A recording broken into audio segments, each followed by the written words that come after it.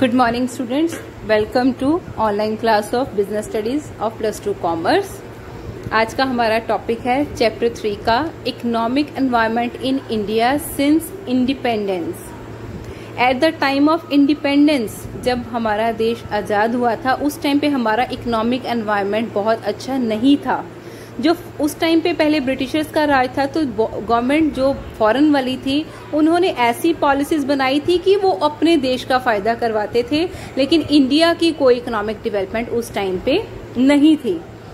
Following are the main features of economic development at the time of independence.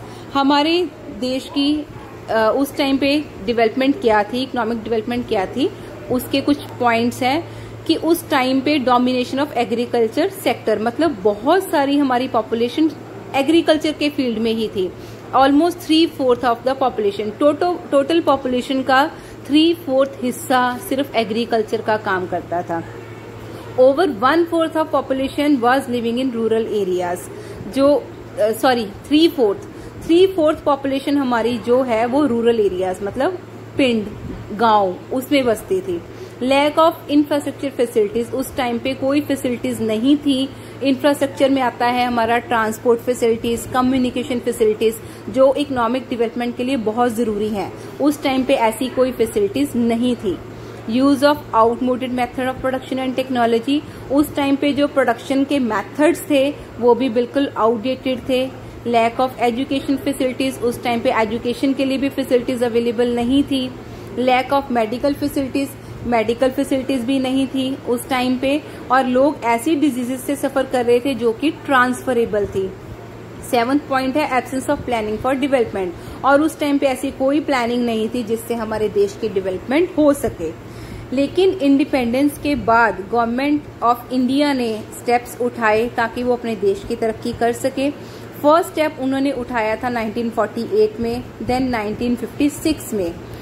जो government के steps थे उन्होंने major role दिया था पब्लिक सेक्टर को, मतलब गवर्नमेंट को, कि गवर्नमेंट सारा कुछ अच्छे से संभाल सकती है।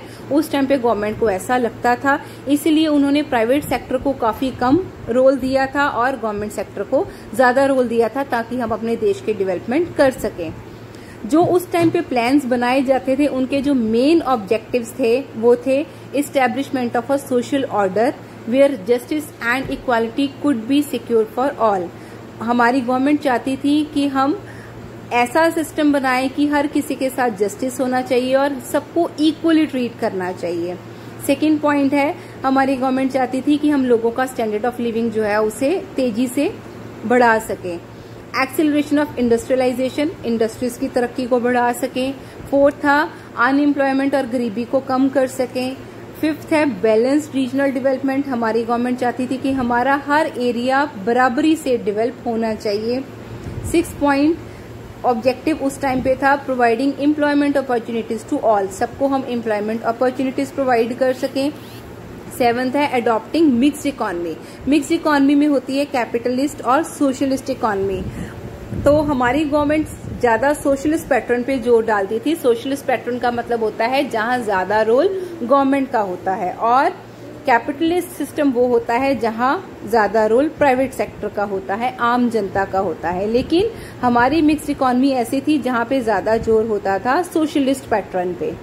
Giving importance to small and cottage industries, government इस चीज की तरफ भी ध्यान देती थी कि जो लोग अपने घर से कोई प्रोडक्शन वगैरह का काम शुरू करते हैं स्मॉल लेवल पे, उनको भी बढ़ावा दिया जाए कि वो लोग भी ग्रैंड लेवल तक पहुंच सकें। Avoiding foreign competition through tariff measures, tax का सिस्टम गवर्नमेंट ऐसा करना चाहती थी कि फॉरेन कंपटीशन हमें फेस ना करना पड़े। Last is foreign capital only under Indian control, मतलब जो हमारे देश के पास फॉरेन कैपिटल है वो उस पे पूरा इंडिया का कंट्रोल होना चाहिए।